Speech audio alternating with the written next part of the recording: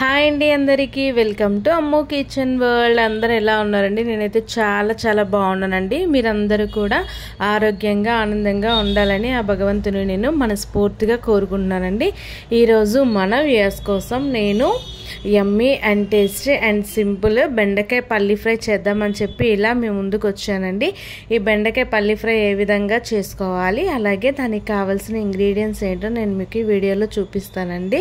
చాలా టేస్టీగా ఉంటుందండి. చాలా సింపుల్గా కూడా మనము తయారు చేసుకోవచ్చండి. పిల్లలు కూడా చాలా ఇష్టంగా తింటారు. మరెందుకంటే ఆలస్యం, వీడియోలోకి వెళ్ళిపోదాం. దీనికి కావాల్సిన ఇంగ్రీడియంట్స్ ఏంటో చూసేద్దాం.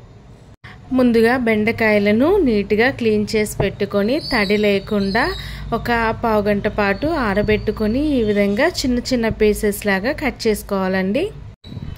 అలాగే మన టేస్ట్కి తగ్గట్టు పల్లీలను కూడా తీసుకోవాలి క్వాంటిటీ. అదేవిధంగా 4 లేదా 5 వెల్లుల్లి రెబ్బలు తీసుకోవాలి. అలాగే కారం కూడా తీసుకోవాలి. అదేవిధంగా కొద్దిగా గరం మసాలాను కూడా తీసుకోవాలండి. అలాగే కొద్దిగా సాల్ట్ కూడా తీసుకోవాలి. 5 లేదా 6 పచ్చిమిరపకాయలు ఈ విధంగా పొడవుగా కట్ చేసుకొని పెట్టుకోవాలి. కొద్దిగా కరివేపాకును కూడా తీసుకోవాలండి. ఈ కర్రీ కోసం మనము మసాలా రెడీ చేసుకుందామండి. మిక్సీ జార్లోకి మనం తీసుకున్న వెల్లుల్లి రెబ్బలు వేసుకోవాలి. అదేవిధంగా టేస్ట్కి తగినట్టు చూసుకొని సాల్ట్ కూడా యాడ్ చేసుకోవాలండి. ఇదే టైంలో మనము మసాలాను కూడా వేసుకోవాలి. అలాగే దీనిలోకి మనము కారం కూడా యాడ్ చేసుకోవాలండి. నాకు కొంచెం కారం ఎక్కువగానే కావాలి. మీరు మీ టేస్ట్కి తగ్గట్టు కారంని యాడ్ చేసుకొని మిక్సీ చేసుకోవాలండి. చూసారు కదా, ఇక్కడ ఈ మసాలా పౌడర్ అనేది ఈ విధంగా ఫైన్గా చేసుకొని పక్కన పెట్టుకోవాలండి. ఇప్పుడు పాన్ హీట్ అయిన తర్వాత దానిలోకి మనము ఈ బెండకాయలు అండ్ పల్లీలు ఫ్రై చేయడానికి కావలసినంత, డీప్ ఫ్రై చేయడానికి కావలసినంత ఆయిల్ని వేసుకోవాలండి.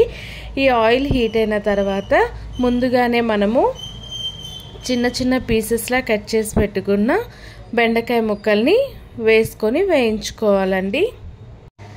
చూసారు కదా,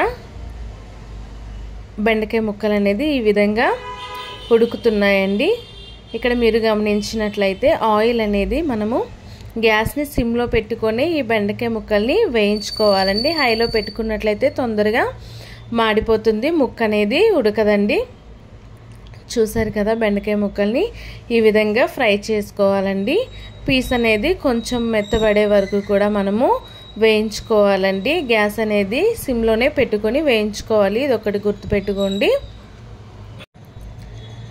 చూసారు కదా, మనకు అంత డౌట్ ఉంటే ఒక ముక్క తీసి చెక్ చేసుకోవచ్చండి. ఈ విధంగా ఉడికిన తర్వాత అదే ఆయిల్లోకి మనము ముందుగానే పక్కన పెట్టుకున్న పల్లీలను కూడా తీసుకొని ఈ విధంగా ఆయిల్లో వేసి డీప్ ఫ్రై చేసుకోవాలండి. చూసారు కదా, ఇది కూడా సేమ్ ఆయిల్ అనేది హీట్ అయిన తర్వాత వేసాం కనుక మనము ఇది సిమ్లోనే పెట్టుకొని వేయించుకోవాలండి.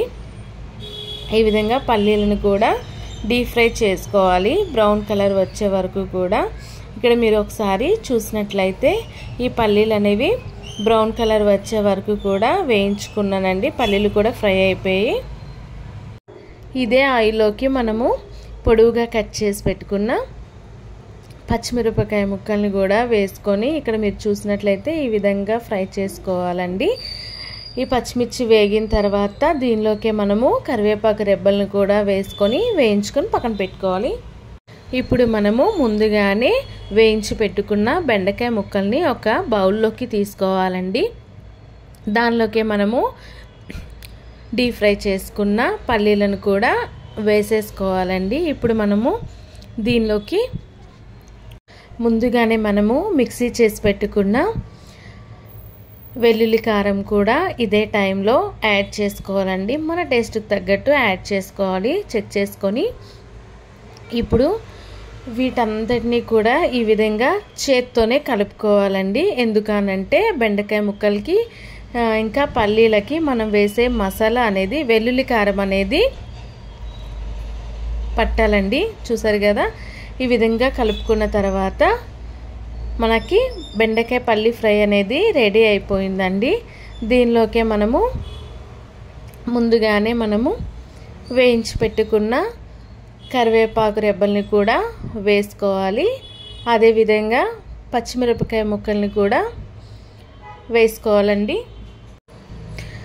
చూసారు కదా, బెండకాయ పల్లి ఫ్రై అనేది రెడీ అయిపోయిందండి. ఈ బెండకాయ ముక్కలు కొద్దిగా హీట్ ఉన్నప్పుడే మనము ఈ వెల్లుల్లి కారం అనేది వేసుకొని కలుపుకోవాలండి. అందుకే నేను ముందుగానే ఈ వెల్లుల్లి కారాన్ని రెడీ చేసుకొని పక్కన పెట్టుకున్నానండి.